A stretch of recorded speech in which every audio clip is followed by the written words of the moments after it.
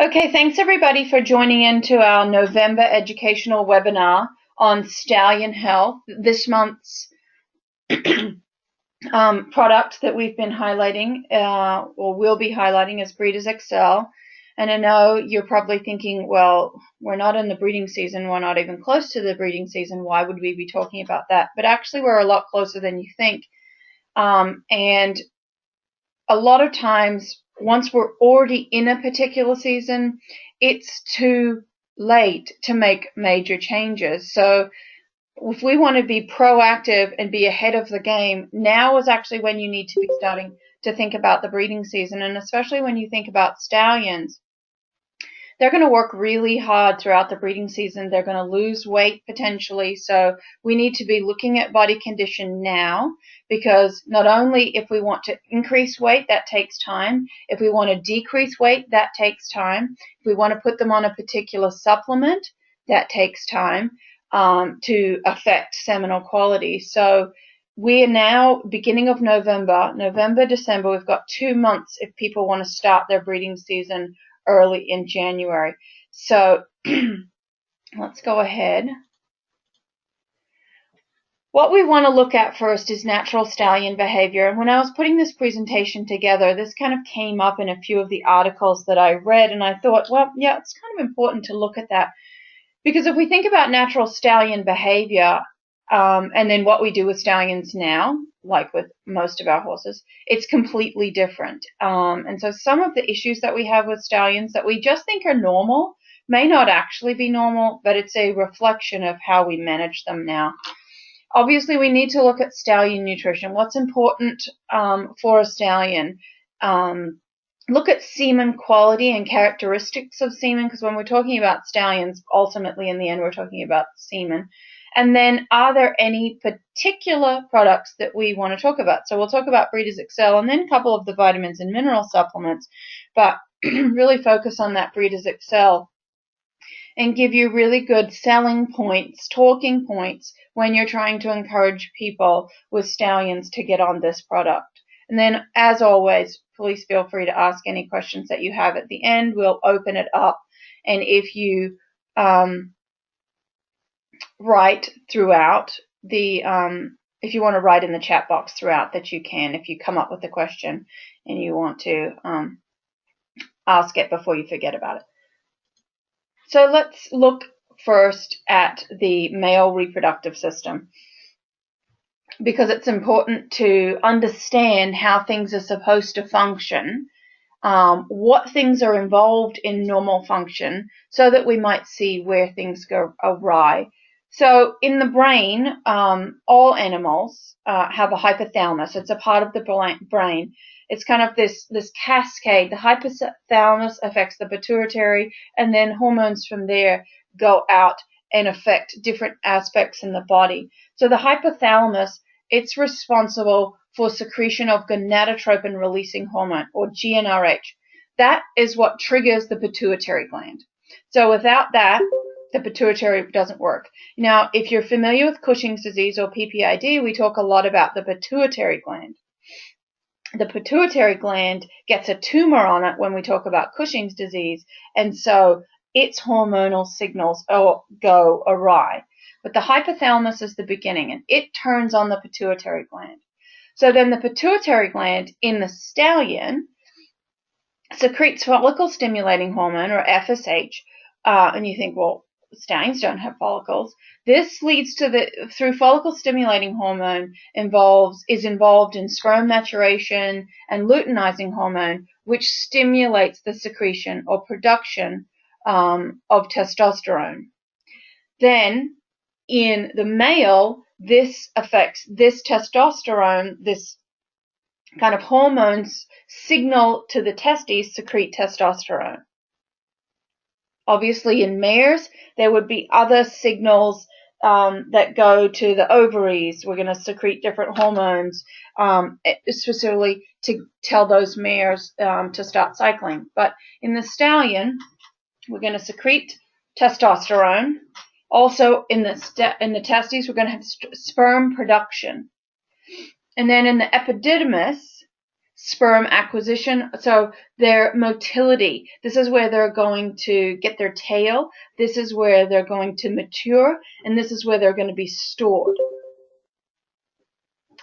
And then in the different accessory glands, the deferens, the penis, this is obviously the transportation of the sperm or the semen. Now, if there is a fault in any part of this, this would be a physical fault that would be a causing kind of decrease in fertility, and that physical fault can't be corrected by nutrition. So obviously, if you have a breeding stallion that's having some issues, the first thing you want to get checked is check the overall physical nature of the stallion and make sure that there is no physical abnormalities that may be affecting reproduction. So if we flip back to natural behavior, natural stallion behavior. Like most horses, what are they naturally supposed to do? Stand out in a field and graze all day. Well, add to that a wild stallion. He is really meant to be with a group. He has these inbuilt nature or senses that he is going to run with a group of mares.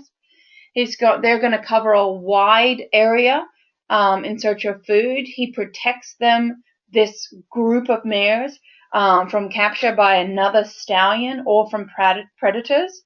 He's usually the fittest horse in the herd. Now, what do? Well, we stick them in a stall and we completely confine them because we don't want them to be aggressive towards other animals.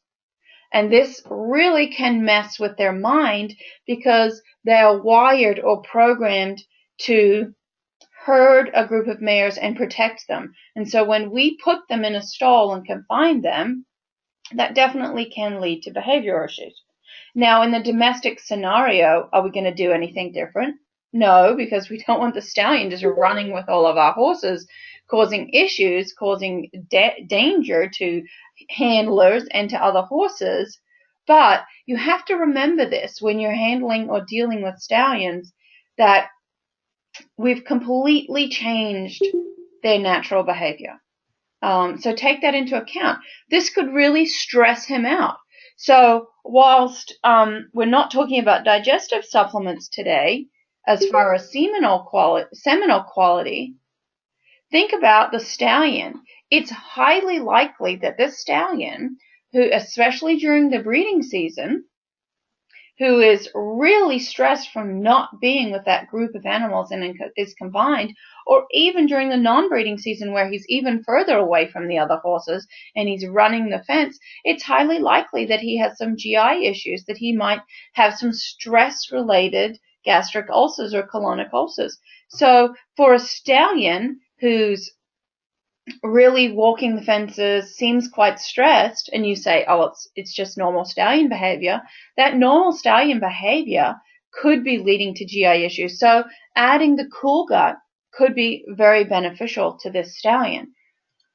But breeding, when we look at the actual nutrition of these horses, breeding stallions on average have daily nutrient requirements that are about 25% above the maintenance of mature stallions during the non-breeding season. During the non-breeding season, they might be, just a maintenance horse. But think about the breeding stallion.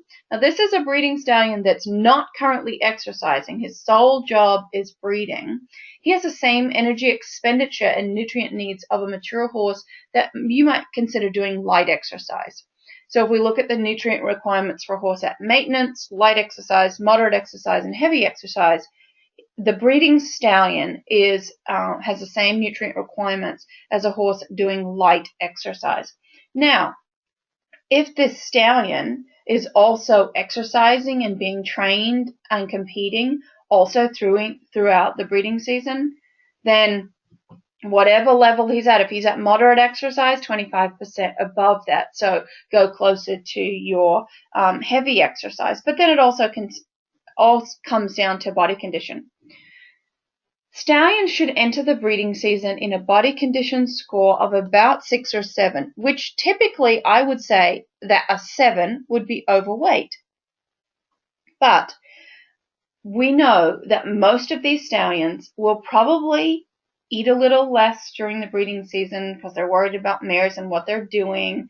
And we know that most of them are going to lose some weight. So we really don't want to bring that stallion out at the end of the breeding season to serve a mare or to collect him and him look like a bag of bones, hair coat looking terrible, etc. So we say prime him, prime his body condition, get him a little heavier, knowing that he's probably going to lose weight during the breeding season, but not too fat. When you're looking for hays or forages for stallions, really add a hay or forage that is greater than 10% crude protein. So a lot of our local grass hays this year and in past years have been running around 6 to 7%. They look nice, they look leafy, but the protein content is very low. So unless you're getting a Timothy or orchard grass or you're actually purchasing an alfalfa, be cautious of your local grass hays. I really just don't think they're going to have enough nutrition for the breeding stallion. Breeding stallions will eat approximately 10% more feed, but as we mentioned, 20% increase in requirements, especially for energy, lysine, calcium, phosphorus, magnesium, copper, there are zinc. Vitamin A and vitamin E requirements increase by over 50%. Vitamin A, you're going to get out of your vitamin mineral supplements, out of fresh green grass or green hay. Vitamin E, stallions should definitely be on some oil, because the oil with the 4,000 IUs of natural vitamin E in 2 cups, use the oil to maintain body weight on them. You're not adding a lot of extra bulk to the diet because a lot of times they don't want to eat a lot of food. So we need to make the food a lot more energy dense or nutrient dense. So adding the oil is ideal. Plus, in half a cup, we're getting 500 IUs, which is their daily requirement. In a cup, we're getting 1,000 IUs of natural vitamin E. Difficult to handle stallions. Obviously, think about the cool gut, but also look at a diet that decreases sugars and starches so that they're not getting hyped up on those. So lessen the amount of grain and increase the amount of fat and highly digestible fiber sources like your beet pulp. So what's going to happen if we underfeed these stallions? Well, and they're underweight. There are 4 going into, or 5 going into the breeding season, and by the end of the breeding season, they've gone back to a 4 or a 3. So, well, during the non-breeding season, this is just not aesthetically pleasing. When we're doing stallion inspections, we're doing marketing, photography of these stallions to try and market them, or if we're competing them, got them in the show ring, it's really not ideal to have this horse not looking great. This horse is his own shop window. He really needs to present himself well. During the breeding season, an underweight horse is going to tire quickly. That will lead to a decrease in libido. They're just not going to be interested. Oops. Overfeeding. Obesity is the #1 enemy when it comes to stallions' libido and fertility. You really don't want an overweight horse.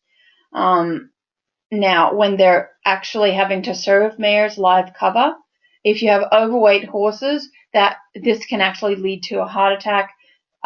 We said decreased libido with horses that are underweight, but the same with horses that are overweight. They're just going to be disinterested. And then the other issues that come with obesity, laminitis, increased risk for colic, diarrhea, dehydration, can all come with the obese horse. Now you got to think about, this stallion is going to put all of his weight on 2 hind feet. So not only might we be having a metabolic laminitis, but that may also be compounded by mechanical laminitis, where he's putting so much pressure on those 2 hind feet.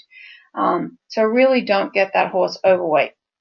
When I say overweight, a body condition score of 8 or 9 is overweight when we're considering a breeding stallion.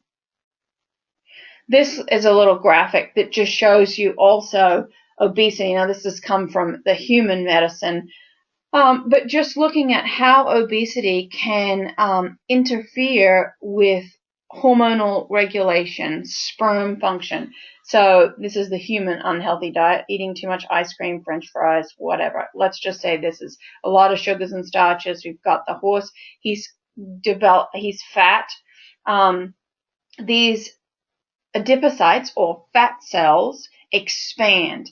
That increases oxidative stress, increases these reactive oxidative species.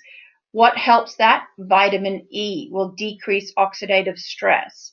Why are these two things important? Because they affect sperm DNA. They cause damage to the sperm DNA. If the sperm aren't functioning, they're not going to get to their endpoint and fertility will be decreased. Also, when you have an obese animal, you get a decrease in testosterone. We said that testosterone was very important for spermatogenesis, or that maturation and development of the sperm. So if we've got a decrease in testosterone, that's negatively affecting spermatogenesis. We also have an increase in estrogen. So if we have an increase in estrogen, that negatively, this minus here means negatively affects the brain and negatively affects semen quality and spermatogenesis. So if we've got too much estrogen, we're not going to get a lot of GnRH, which is then in turn isn't going to affect the pituitary gland, and we'll have a decrease in LH and FSH. Also, obesity increases leptin. Leptin has a negative effect on the hypothalamus. So you can see also from some of the actual too much sugars, starches.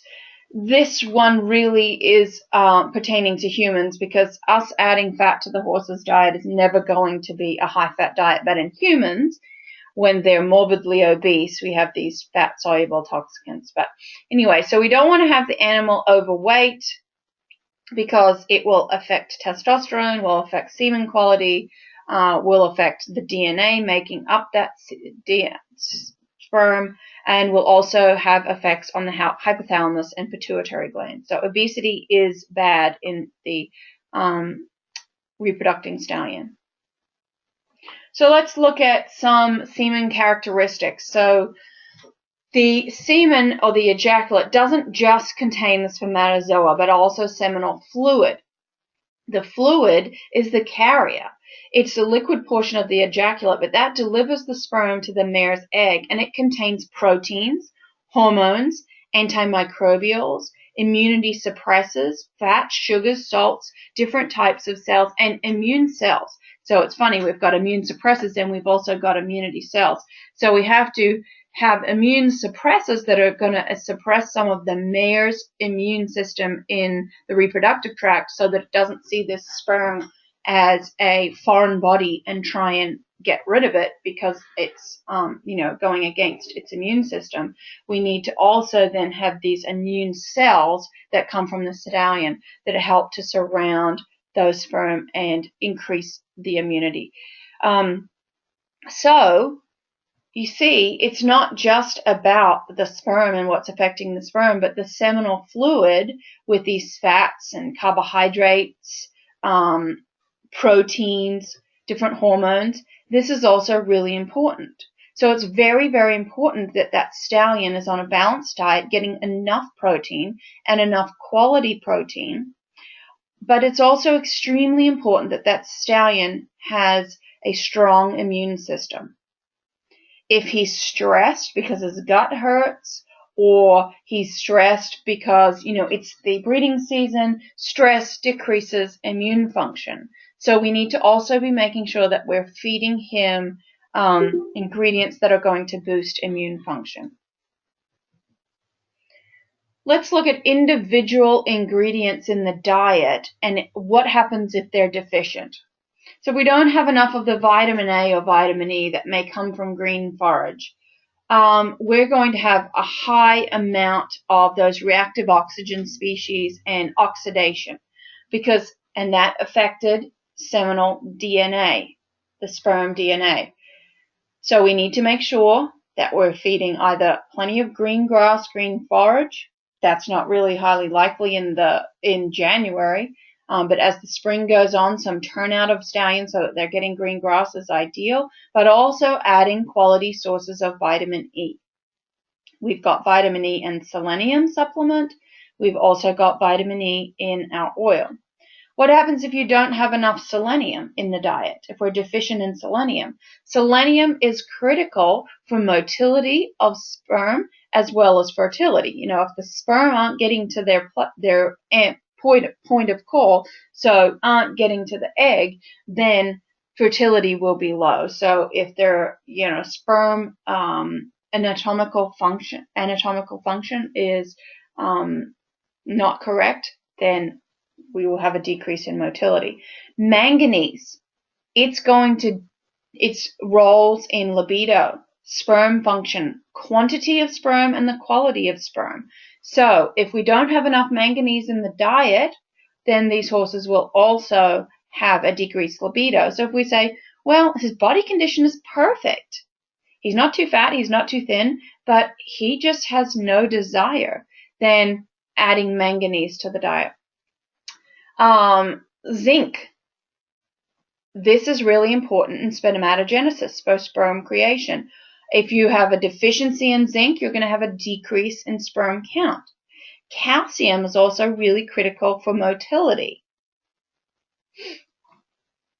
We've talked a lot about this oxidative damage, decrease in fertility, sperm storage ability, sperm's lifespan within the female reproductive tract if there's too much oxidative damage. And that oxidative damage comes from obesity, comes from not enough vitamin E, not enough vitamin A. Well, this is where the DHA Perform also can come into play. The omega-3 fatty acid supplements containing DHA, such as our DHA Perform, have positive effects on the reproductive success in horses and possess natural antioxidant properties. So along with your vitamin A and vitamin E, the omega-3 fatty acids also play a role in these antioxidant properties. This is some more information here. Now it goes into more of the nitty-gritty of DHA and how it's affecting the cells in the reproductive tract. So if you've got clients that are more really want to get down to the nuts and bolts of it, the science of it, utilize these statements. So fatty acids accumulate in the testicular cells through two distinct processes. Passive diffusion, i.e. it's just floating on through there, through the fatty bilayer, or protein-facilitated transport, mediated by certain glycoproteins, which is widely expressed in Sertoli cells, which are in the testes. Lipids are pivotal fats and function as fuel for these really important cells. DHA is in neurons, so nerves, photoreceptor cells, that's in your eyes, as well as spermatozoa, are three cell types that display very high DHA content. So adding DHA to the diet makes a lot of sense, and that's where all of the research started in feeding DHA to stallions. When we understood spermatozoa, we understood it has a high DHA content, but when spermatozoa are failing, the DHA content is decreased. So we want to make sure that DHA content in these cells is associated, it's supporting these cells, and we really want to make sure that there's high amounts in these cells to, number one, make sure that when we're talking about reproductive health, we're increasing the DHA that's going to be in that spermatozoa. Mammalian, so horses, spermatozoa are characterized by a high proportion of polyunsaturated fatty acids, which DHA is one of, and we'll go through that a little more, and they play a crucial role in fertilization. Higher levels of DHA are concentrated on the sperm's head or tail, with varying among different animal species. In horses, it's a major component in the sperm tail, important, again, in sperm motility and fertility capacity. Dietary fatty acids influence the sperm fatty acid profiles, and it seems that sperm fatty acid profiles are most sensitive to dietary omega-3s, i.e. your DHA. So DHA, these are some specific DHA research. Docosahexaenoic acid, or DHA, which is an omega-3 fatty acid, has been shown to significantly increase the number of sperm per ejaculate. So now we're increasing sperm quantity. It also increases the motility of sperm. So we're getting more sperm and we're increasing the motility of that sperm. Decreased dead or abnormal sperm compared to non-supplemented stallions. Supplementation with DHA also increases the number of motile sperm after cooling or frozen storage. Stallion semen quality, the motility, the longevity, the morphology, the count has been shown after dietary intake of antioxidants in combination with omega-3 fatty acids, your DHA, to be improved. So a lot of these you're like, well, we're saying the same thing over and over again, but sometimes you need to say the same thing over and over again to the client, and sometimes you just have to say it in a different way. Some people really want to see all of the research. They want to see that it's been working in other animals. Texas A&M did some of the first research, showed that stallions supplemented with omega-3 fatty acids showed a 3-fold increase in semen levels of omega-3 fatty acids and improved semen ratio of omega-3 to omega-6. Okay, so, and knowing, we've talked about up here all of the things that omega-3s can affect. So this is now showing you, kind of like we talk about joint supplements, and some people will say, well, is the oral form of joint supplement, is the hyaluronic acid or the glucosamine actually getting to the joint?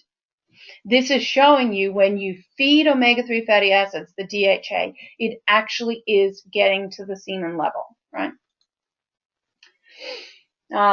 Inadequate DHA concentration is the main cause of low quality spermatozoa. So you need to be supplementing.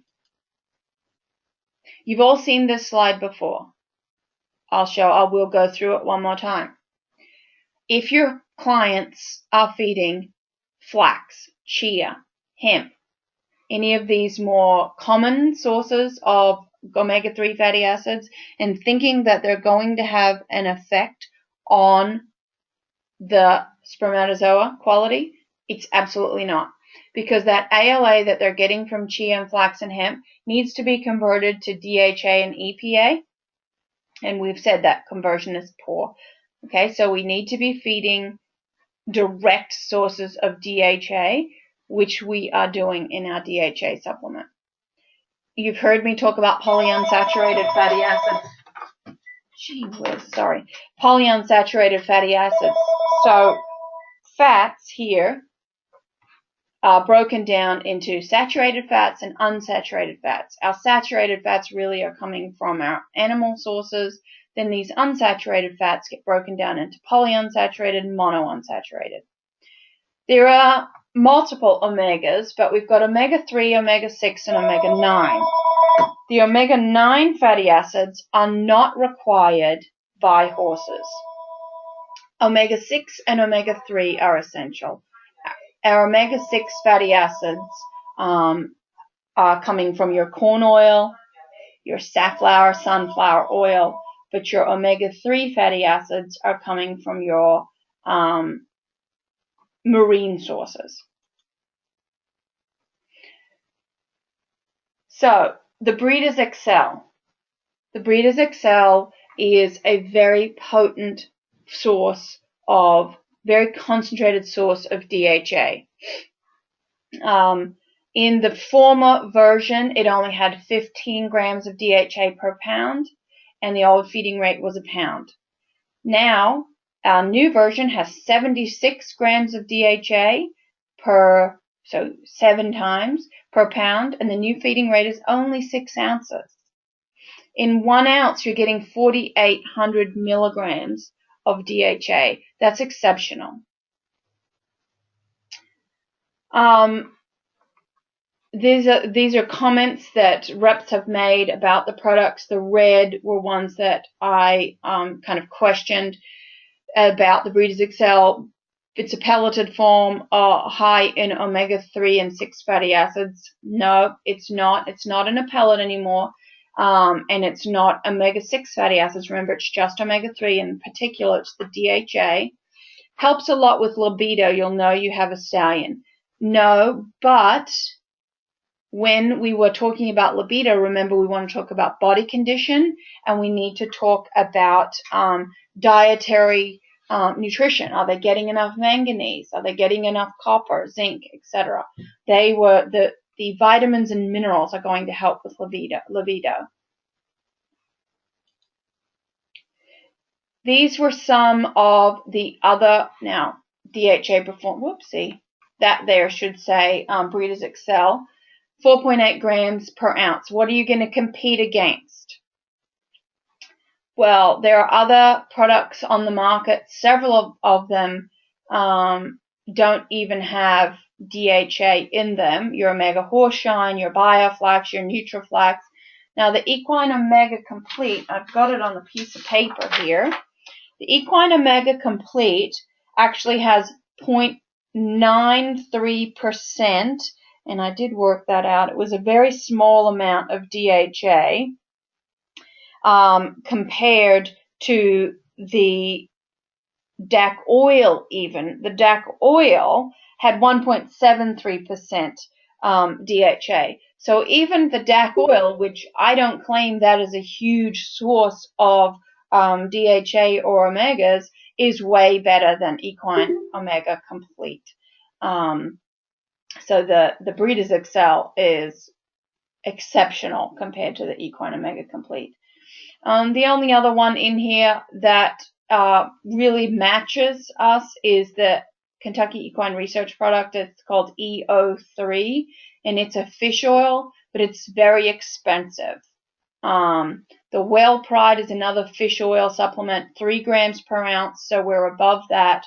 But the EO3 and the Whale Pride are very expensive. These other products down here, they just don't even come close. I wouldn't waste my time feeding any of these when you're looking for seminal quality. So what are the other supplements that we should be focusing on for stallions? The Breeders' Choice Plus, high in selenium, copper, zinc, manganese, calcium, which we said are all critical for stallion health as well. Also the Orange Superior, again, calcium, copper, zinc, selenium, manganese, lysine, all high. Now, when it comes to stallion health, though, we need to start now. It takes a good 60 to 90 days. Usually we say about 60 is ideal, to fully affect that seminal quality. So you need to get those stallions on the right plane of nutrition now. You need to be feeding the Breeders Excel now if you're going to start your breeding program in January. So just think, whenever your breeding program is going to start, go back 2 months, and that's when you have to start thinking about changing the diet of those stallions. So, go back to the Breeders Excel here. Any questions? I'll unmute everybody.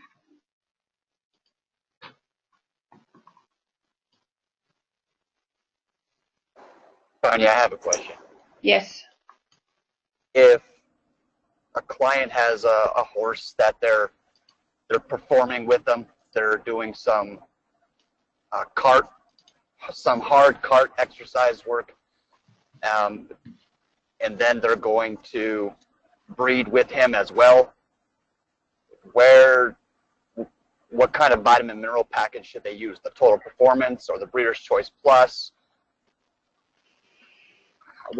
I think either the Breeders' Choice or the Total Performance would be fine. It really is going to come down with that horse also to caloric requirements. Either the Breeders' Choice Plus or the Total Performance would be fine. Okay. They've both got a high enough, I'm just looking at my trusty catalog. They've both got enough vitamin mineral fortification to support that horse. Okay. Yeah, and in fact, I'd be more inclined to go with the Breeder's Choice, just because we've got. No, I was reading the wrong thing. No, they're both going to be fine. Okay. Okay, but that horse is really going to come down to, making sure that the body condition is ample. Breeder's Choice versus Breeder's Excel. Excellent question. Sure. Breeder's Choice is a vitamin mineral supplement. Breeder's Excel is 100% just fatty acids. The Breeder's Choice does not replace the Breeder's Excel, and the Breeder's Excel does not replace the Breeder's Choice. You need to feed both of them, or the Orange or the Total Performance, with the Breeder's Excel. You can't just feed Breeder's Excel because it will not balance the diet with vitamins and minerals. It's just DHA. For a mare, if they are already getting the DHA, so they need the Breeder's Excel as well. No, if you're feeding DHA Perform to your horse, you don't need to add the Breeder's Excel. They're both DHA supplements. I had a question. Yep. I've always kind of racked my brain about, the ratio between the DHA and the DPA, so the omega-3 to the omega-6. And I've never really understood why a lot of these breeder supplements are more based on just the DHA. Don't you need an omega-6 supplementation as well? So let's go back to the beginning. Omega-6 and omega-3 fatty acids are both what we consider essential, which means the horse needs to eat them. It can't make them in the body. But the modern horse diet has plenty of omega-6 fatty acids in it already. So I gotcha. Okay. We do not need to feed more omega-6s. We're really just trying to increase the amount of omega-3s, because we know that if you have too much omega-6 in the diet, also we outweigh its benefits and we go into its negatives. It starts to become pro-inflammatory, so causing inflammation, which we don't want, because then that goes into oxidative stress, etc. So we really don't want to have too much omega-6. And when it comes to what's an ideal ratio, there is no ideal ratio, but all we're trying to do is increase the amount of omega-3s. Okay. Thank you. No problem. And I know I haven't done a formal and comparison, but just on some data that I have, and I'll be coming out with a formal comparison soon. And this isn't talking about Breeder's Excel. Breeder's Excel is even far and above this, but just the DAC oil alone, which I said is not, I don't claim that is a source of large quantities of omega-3s. But Equine Omega Complete does claim that their product is a source of omega-3 fatty acids. So in the Equine Omega Complete, there is 53.9% omega-6 fatty acids. I don't think that's a good thing. There is 9.3% omega-3 fatty acids. In the DAC oil, and this may get adjusted to be even better when we're getting an updated analysis of our oil, there's only 18.6% omega-6s and 13.7% omega-3s. So I've never claimed that our oil was high in omega-3s, but it's way higher in omega-3s than other supplements that actually claim to be higher in omega-3s. So, and of that, 0.93% of the omega-3s are DHA in the Omega Complete, but 1.73% is DHA in our DAC oil. So even just our DAC oil is far superior to most supplements out there that claim to be high in omega-3s. The Breeder's Excel, there are no omega-6s in Breeder's Excel. It's pure DHA. It's 100% omega-3 fatty acids and 100% DHA.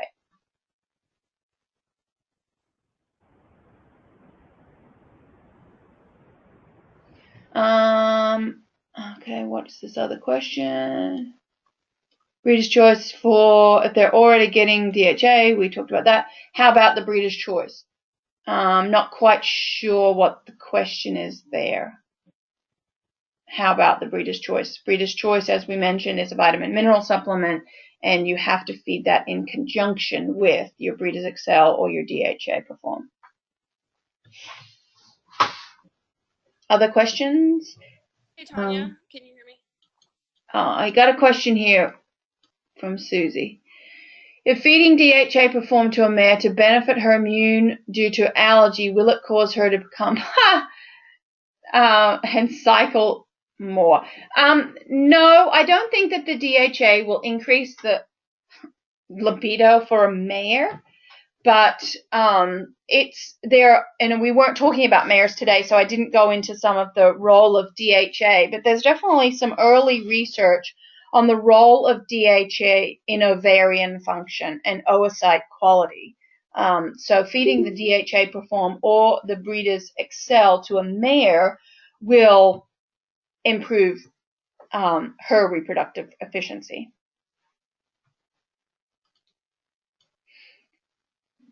What do I recommend for stallions that go off their feed? Adding banana-flavored powdered pudding or the stevia and small meals often.